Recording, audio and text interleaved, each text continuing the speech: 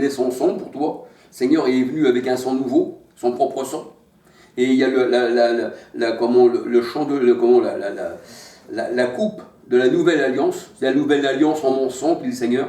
Alors avant, le sang des boucs était versé. Il y avait des sacrifices, qui se sacrifiaient. Voyez-vous, le sang représente la vie, donc ils mettaient leur vie au profit de rien en fait. C'était des sacrifices de néant. Mais quand le Seigneur il est venu, eh bien, il a donné sa vie pour nous. Et ça c'est une coupe, la parole de Dieu nous dit, de la nouvelle alliance. Et il faut discerner le repas du Seigneur. C'est un son nouveau, une nouvelle alliance. Le son du raisin, la parole de Dieu nous dit. Le son de la vigne. Et le Christ, selon certaines versions, la version d'Arby nous dit, je crois, eh bien, dans Jean 15, verset 1, que le Christ, il est la vigne. Et nous, nous sommes les sarments. Alléluia. Jean 15, verset 1 à 8.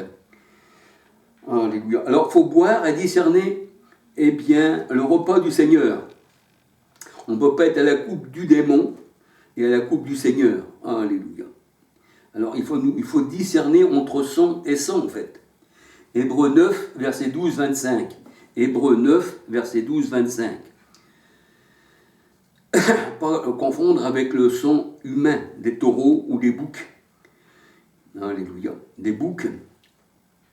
Nous voyons ça dans Matthieu 25, verset 31, 32, 33, 46. Hébreux 9, verset 19, 20, 25, 26. Hébreux 10, verset 5, 6. Alléluia. Alors on peut voir encore Hébreux 8, verset 3, 4, 5. Alléluia. Alors je vous donne quelques versets, mes frères et sœurs. Hébreux 9, verset 9, 10 à 15. Hébreux 9, verset 9, 10 à 15. Alors, la nouvelle alliance, la nouvelle coupe, l'alliance nouvelle dans le son du Christ, le repas doit être discerné. On ne peut pas manger là où il y a des convertis, là où il y a la division. C'est ce que nous dit la parole de Dieu. Alors on va regarder, mes frères et sœurs, alléluia. Si on mange là où il y a la division, là où il y a...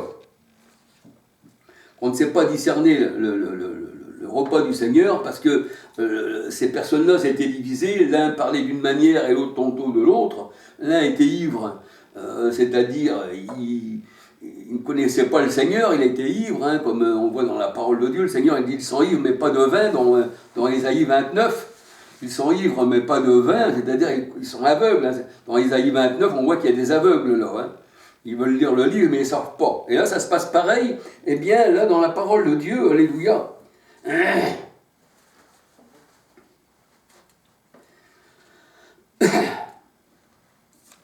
Je vais regarder dans les syndics. J'ai presque fini, mes frères et sœurs.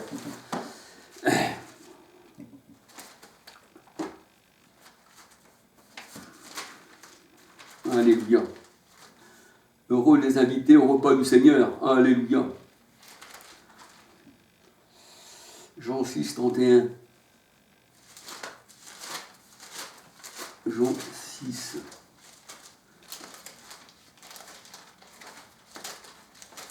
C'est vrai que c'est un peu long déjà.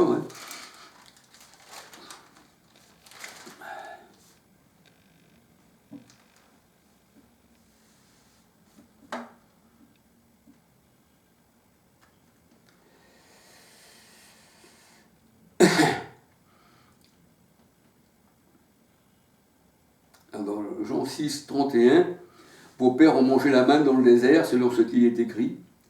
C'est là que le Seigneur dit, moi je suis le vrai pain du ciel.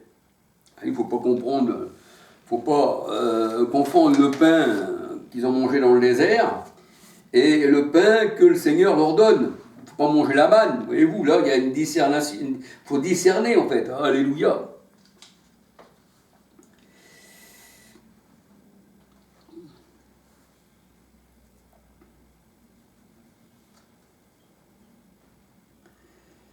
Alors c'est vrai que chacun prenait son propre repas, alors, il y avait division. 1 Corinthiens, verset 16 à 34. 1 Corinthiens, verset 16 à 34. Je vous conseille de lire 1 Corinthiens, verset 16 à 34, et vous allez voir qu'il y avait division.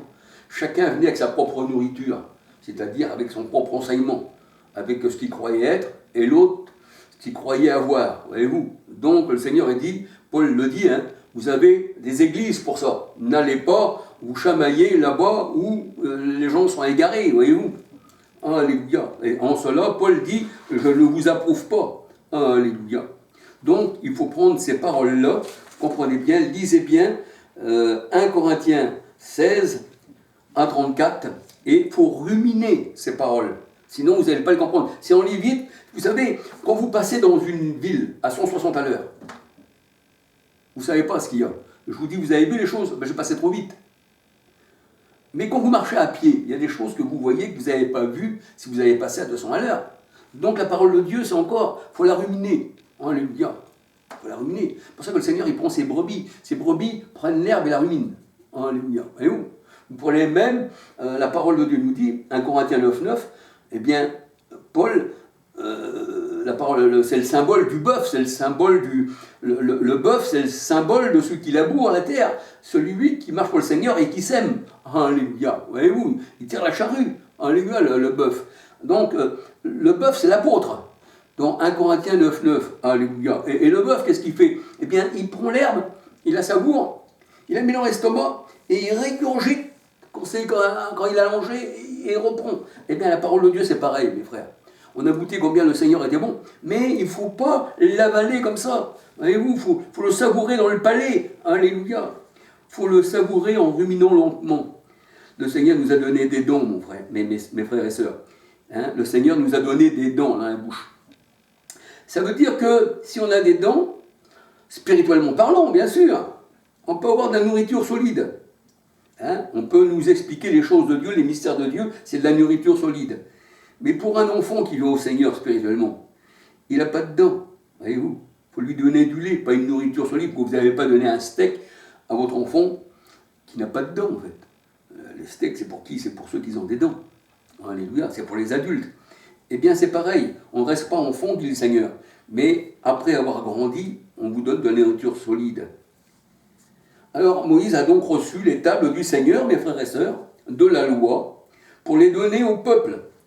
Paul, lui, écrit carrément avec le doigt qui représente l'Esprit de Dieu, Alléluia, sur les cœurs, sur les tables nouvelles de la loi, Alléluia.